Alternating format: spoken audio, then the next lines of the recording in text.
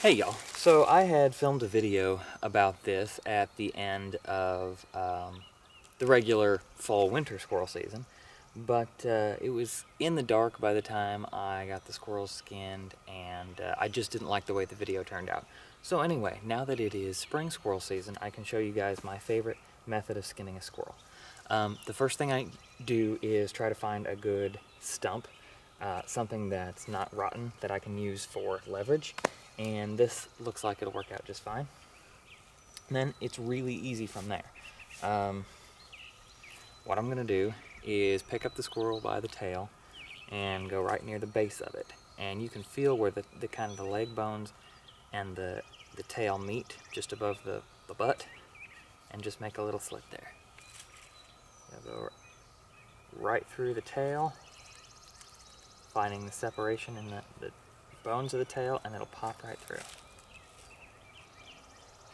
And then just kind of separate the meat from the skin right there. And just come down just a little ways more.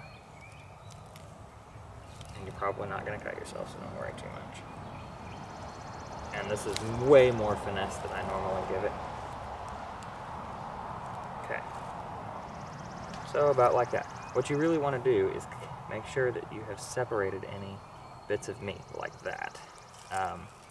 Otherwise, it will try to tear the meat with it. Okay, that is way plenty good.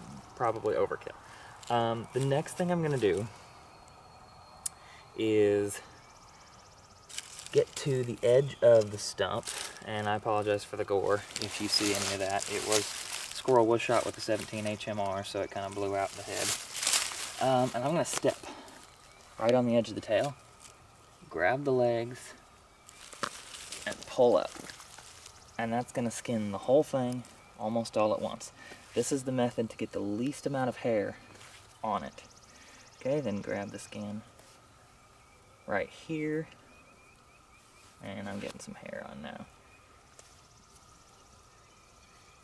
Grab the skin by the back legs. And sometimes I like to support up here, otherwise you can tend to rip the head off, especially if you've made a headshot. Okay, and then pull the skin back off of the legs. Alright, so I'm going to try to pick this hair away and make it not stick to the meat. And now it's real easy. I do always carry some Ziploc bags with me in the woods just to set things on. Alright, so you can see we've got the large intestine still connected. We don't want to hit that too much, but I'm not real worried. Gonna come right here and separate the leg meat from the rest of it. Alright, and if you look real close right there, you can see where the ball joint has popped out of the socket. That's good. So just cut around there, and I'm going to try to hang on to it so that it doesn't drop too free, but the whole thing will just drop free without too much extra work. Let's go ahead and cut this. We'll go ahead and get this leg separated before we move on to the next.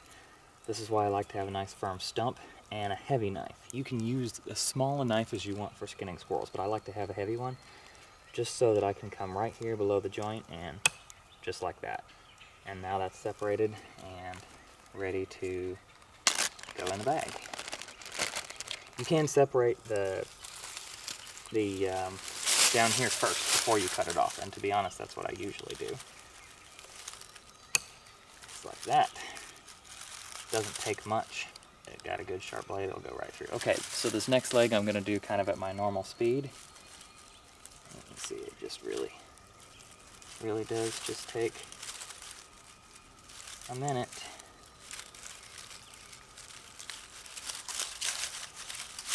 And that's it.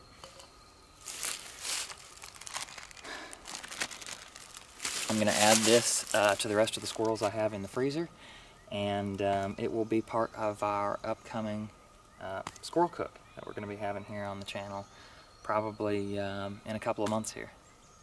Okay, so now that I have these rinsed off, and what I've done is just taken them, run them under cool water, kind of moving this way, and it tends to get all the hair off. The way that I freeze them so that they don't get freezer burned is to put them all together. You don't have to dry them off or anything. I just have it on the paper towel for demonstration purposes. I'm going to drop them all in my freezer bag,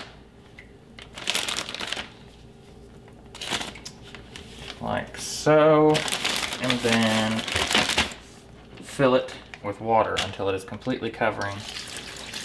Now I'm making a mess. Alright, that's actually about the right amount. I want it completely covering all of it. Now, what I want to do is get all the air out so it's as compact in the freezer as possible.